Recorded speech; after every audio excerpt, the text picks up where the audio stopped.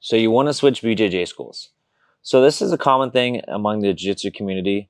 It does happen. I've switched BJJ schools. I know Coach Steph has. I've had students do this, and it does happen, right? There's a lot of different reasons. A lot of times it's you're moving, maybe schedule, a number of factors, right? So I think there's wrong ways and right ways to do this, and I'm just using this as an example. I had a student come in, and I think this is kind of the right way to do it, in my opinion.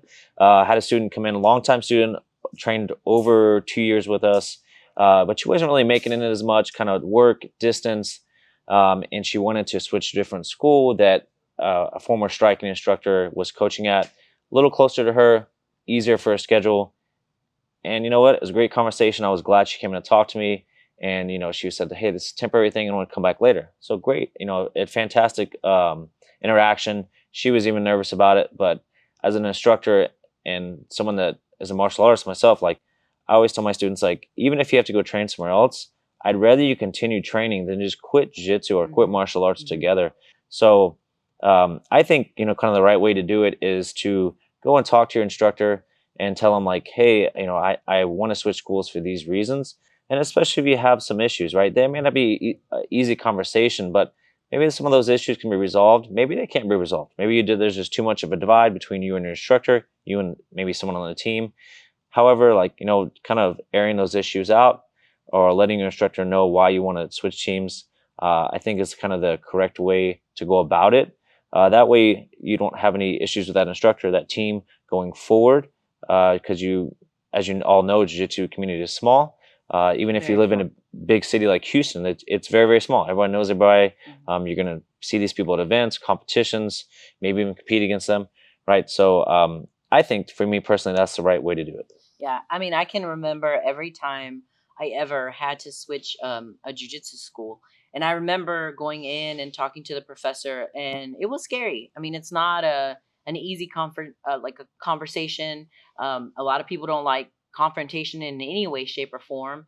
And so it's not something that you're like, oh, I'm excited to do this. No, it's not a good time. But putting yourself in that uncomfortable situation, and allowing your old school to know, like, these are the reasons why I'm leaving. Um, they may not like it like right at that moment, but they're always going to appreciate it later.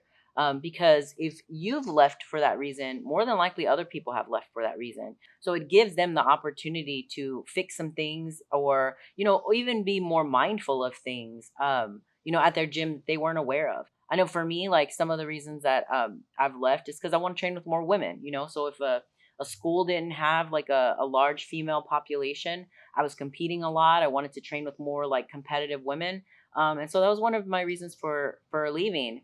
And so some of those things are outside of the control of the school, but there's so many different reasons why you could leave a school. Yeah, and to piggyback off of that, it's like even if it's a reason that's under their control, it's good for them to know as business owners.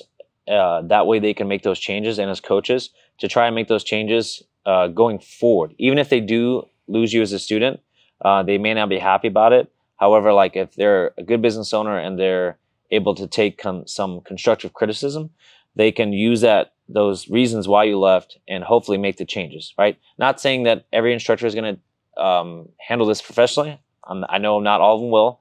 However, I'm just saying if you have a good instructor, a good business owner, they will handle this interaction well, professionally, won't get hostile, and then again, they should take these things that you're telling them while the reasons you wanted to leave, and then make those changes, and that way they can improve their business and have better retention going forward, and not lose students for the same reasons, right? You still will lose students, however, at least for not those same reasons over and over and over again.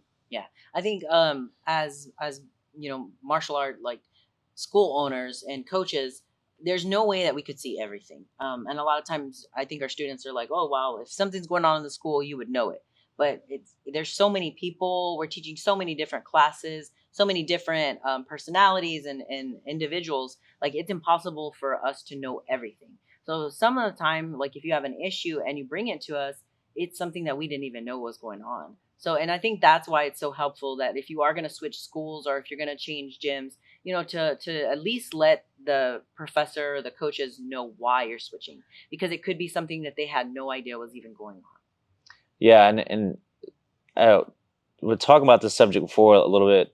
A lot of people are online like, I don't owe them anything.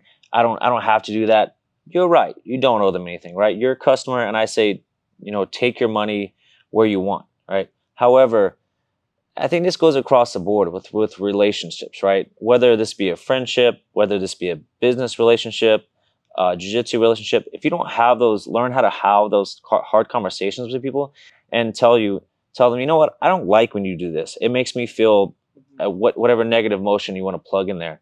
Then it's like, if you always avoid those hard conversations and telling people, why you're upset, why you're angry, why you're mad, why you're not happy, it's going to be harder to do across the board. It's like when your boss does something or says something to you that you don't like. Are you just going to quit? Same thing with a romantic relationship. You're just going to hold these things in until they build resentment.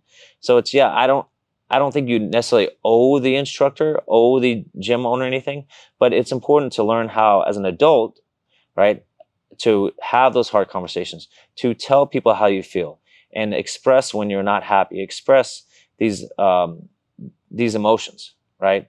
Otherwise, you hold these things in, you never address them, they never get fixed. Be a grown up. Yes, be a grown up, have a conversation, talk with your instructor, try to air it out. And again, sometimes things might even be resolved. If they're beyond resolve, that's okay. But still let the instructor know or the gym owner know why you weren't happy, and hopefully going forward they can fix these things so that doesn't happen to the next person that comes into the door.